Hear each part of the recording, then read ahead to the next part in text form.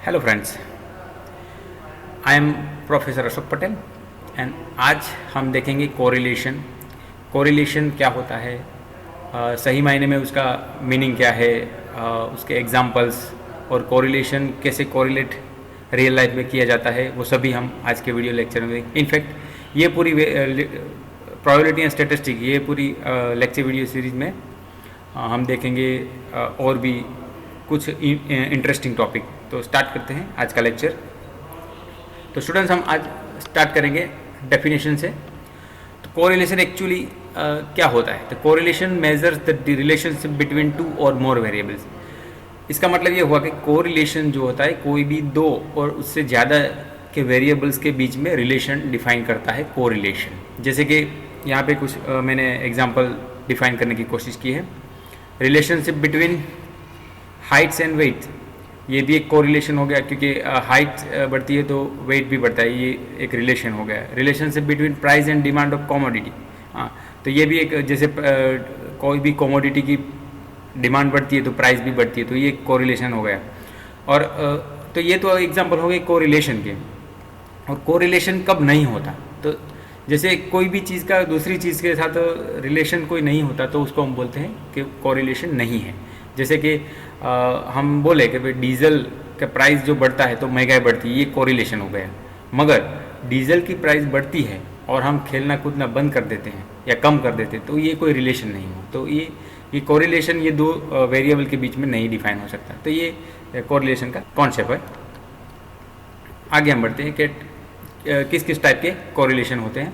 एक तो positive and negative correlation होता है, simple and multiple correlation, partial and total correlation, linear and non linear correlation. ये सभी के बारे में हम डिटेल में आगे देखते हैं। जैसे कि ये कोरिलेशन स्टडी करने की ये दो मेन मेथड है, graphical method, mathematical method. Graphic method में दो मेथड्स आती हैं, scatter diagram and simple graph. जैसे कि मैथमेटिकल मेथड्स में दो टाइप के मेथड आते हैं, Karl Pearson coefficient of correlation and Spearman's rank coefficient of correlation. हम ये पर्टिकुलर लेक्चर में Karl Pearson coefficient of correlation वो देखेंगे और उसके एग्जांपल भी देखेंगे आगे जाके।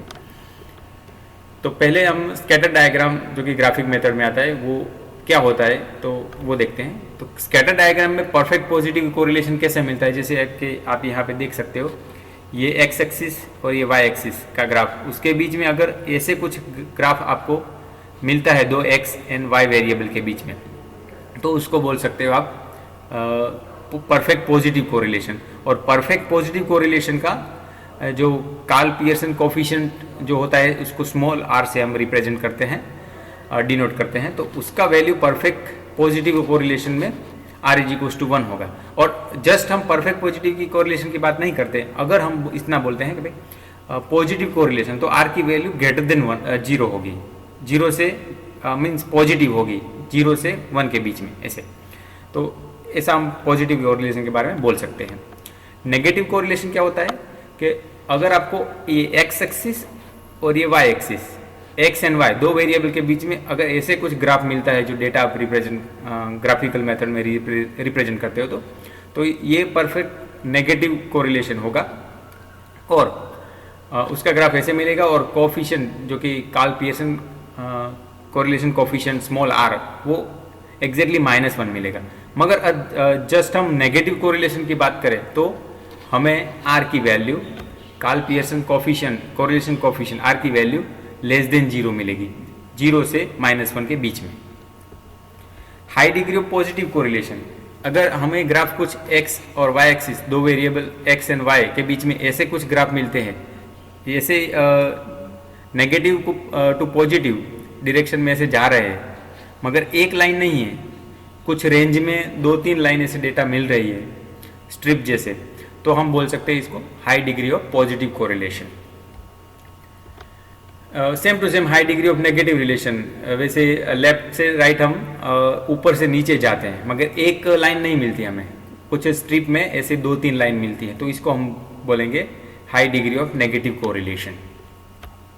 और जब भी कोरिलेशन नहीं होगा तो ऐसे कुछ डेटा मिलेगा X variable and Y, X axis Y axis के बीच में कुछ बिखरे हुए मीन्स इसमें आपको दिख रहा है यहाँ पे से पॉइंट्स बिखरे हुए हैं और उसमें कोई भी पैटर्न नहीं मिल रहा, तो इस ऐसे जो भी डेटा मिलते हैं उसको उसमें हम बोल सकते हैं कि ये एक्स एंड वाई दो वेरिएबल के बीच में कोई कोरिलेशन नहीं है। और इस केस में आर की वैल्यू 0 मिलती है। आर क्या है फिर से बता दूं, Karl Pearson coefficient of correlation.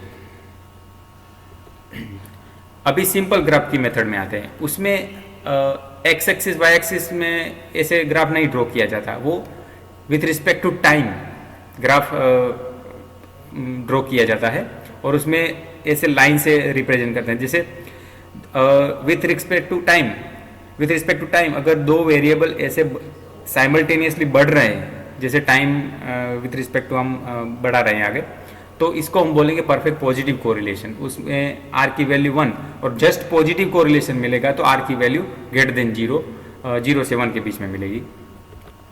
Negative correlation, तो यहाँ पे ऐसे होगा, विथ रिस्पेक्ट टू टाइम एक डेटा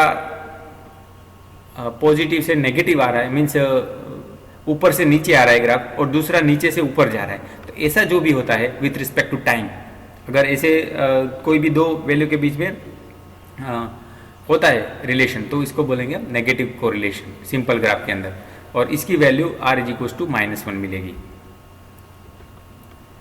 अभी हम देखते हैं Karl Pearson coefficient of correlation, जो कि मैथमेटिकल मेथड्स में आता है, और यहाँ पे हम जानेंगे कैसे ये कोएफिशिएंट r फाइंड किया जाता है, उसका इक्वेशन क्या है। तो यहाँ पे जैसे देख रहे हैं, Karl Pearson of coefficient of correlation small r is equal to covariant of X Y upon sigma X sigma Y, और covariant COV of X Y ये क्या डिफाइन करता है, covariance of variable X and Y, and sigma Y ये तो सभी जो भी प्रोबेबिलिटी स्टैटिस्टिक में होंगे उसको पता ही होगा। Sigma X standard deviation of X variable होता है, sigma Y the standard deviation of the variable Y. इसकी वैल्यू अगर हम इसको simplify just small X Y के फॉर्म में लिखते हैं तो फॉर्म ऐसे हो जाता है, summation X Y minus summation X summation Y upon N, और square root summation X square minus summation X of whole square upon N, and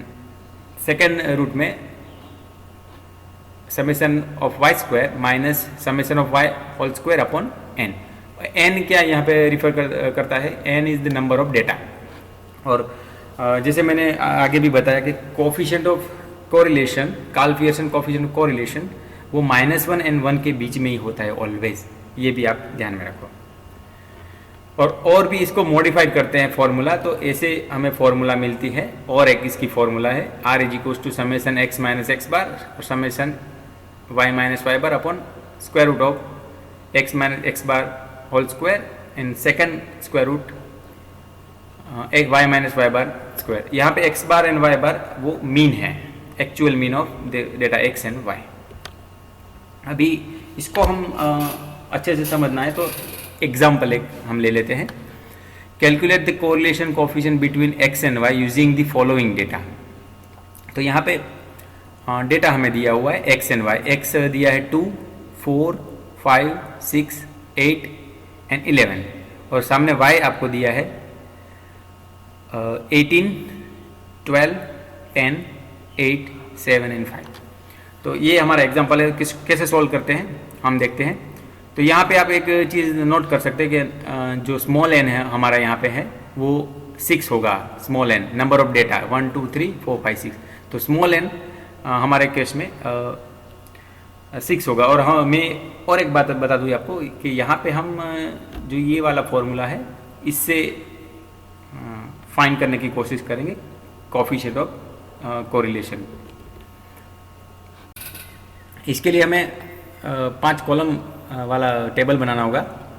first column में x, दूसरे कॉलम में y, जैसे x और y यहाँ से मिलेंगे हमें वैल्यू जैसे दी हुई है। Third column x square means first column का स्क्वायर वैल्यूज आएगा जब भी, और फोर्थ कॉलम सेकंड जो कॉलम है y वैल्यूज उसका स्क्वायर आएगा, और फिफ्थ कॉलम जो है हमारा x into Y means first and second column का स्क्वायर होगा। तो ऐसे हम टेबल बना देंगे। जैसे फर्स्ट वैल्यू 2 है तो यहाँ पे उसका स्क्वायर वाली वैल्यू में उसका 4 का वैल्यू स्क्वायर 16, फिफ्थ का स्क्वायर 25, 6 का 36, 8 का 64, 11 का 121, और साथ में आपको उसका सम टोटल भी करना है। ये जैसे x की वैल्यू का सम यहाँ पे टोटल 36 हुआ है, ये सभी y वैल्यूज़ का समेसन वो 60, क्योंकि ये वैल्यू हमें यूज़ करनी है इक्वेशन में। एक्स स्क्वायर, और ये सभी का टोटल हमारे पास मिलेगा 266, और वाई स्क्वायर ये वैल्यू यहाँ से आएगी 18 का स्क्वायर 324, 12 का 144, 10 का 100, 8 का 64, 7 का 49 स्क्वायर, 5 का 25 स्क्वायर, और ये सभी वैल्यूज़ का टोटल 706 मिलेगा। और लास्ट में ये फर्स्ट एंड सेकेंड कॉलम का मल्टीप्लिकेशन, जैसे 18 into 2 36, 12 into 4 48, 10 into 5 50, 8 into 6 48, 7 into 8 56, 5 into 11 55। तो ऐसे, और इस सभी वैल्यूज़ का टोटल समेसन एक्स वाई 293 मिलेगा। तो ऐसे सभी ऐसे टेबल बना दे रहे हैं आपको, और उसके बाद ये सभी वैल्यू हमें ये इक्वेशन जो हमारा है Karl Pearson of correlation coefficient उसमें पुट कर देना है। जैसे मैंने बताया यहाँ पे n की वैल्यू हम 6 पुट किए, क्योंकि यहाँ पे जैसे देख रहे हो आप नंबर ऑफ डेटा 1 2 3 4 5 6 मिल रहा है, इसलिए यहाँ पे n की वैल्यू 6 पुट की है। समेसन एक्स वाई वो देखो यहाँ से मिलेगा 293, समेसन एक्स समेसन वाई ये value summation X 36, summation Y 60 यहाँ से मिलेगी। तो ऐसे सभी value summation X square summation Y square सभी वैल्यू यहाँ पे पुट करना है, और उसके बाद वो आपको साइंटिफिक कैल्सी या कोई भी नॉर्मल कैल्सी में आप इसका वैल्यू फाइंड करोगे तो आपको मिलेगा -0.9203। तो यहाँ पे देखो वैल्यू आ रहा है -0.9203 कोरिलेशन कोफिशिएंट का। तो आप इस जैसे हमने आगे डिस्कस किया कि ये आर की वैल्यू माइनस आ रही, तो आप इतना तो पता लगा सकते हो कि ये जो डेटा है वो नेगेटिव कोरिलेशन डेटा है। तो आप ज़रा डेटा को भी देख सकते हैं, जैसे 2 से 11 जा रहा है तो 18 से ये 5 जा रहा है, तो ये बढ़ रहा है x, तो y नहीं बढ़ रहा। तो यहाँ पे हमें दिख रहा है कि ये डेटा नेगेटिव कोरिलेटेड डेटा है। तो ये भी हमें यहाँ से प्रूव भी हमें जैसे कंक्लूजन भी निकाल सकते हैं। जैसे यहाँ पे हमारा मिल रहा है कि r हमारा नेगेटिव मिल रहा है, तो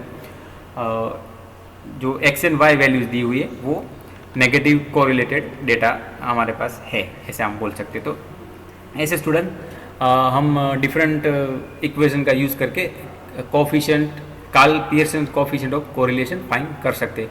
तो ये लेक्चर में हम इतना ही रखते हैं, और नेक्स्ट लेक्चर में हम देखेंगे इसके और भी एग्जांपल देखेंगे कार्ल पियर्सन कोफिशिएंट में, और रैंक कोरिलेशन कोफिशिएंट के बारे में भी जानेंगे, और उसमें भी कुछ इम्पोर्टेंट प्रॉब्लम सॉल्व करेंगे। Thank you friends.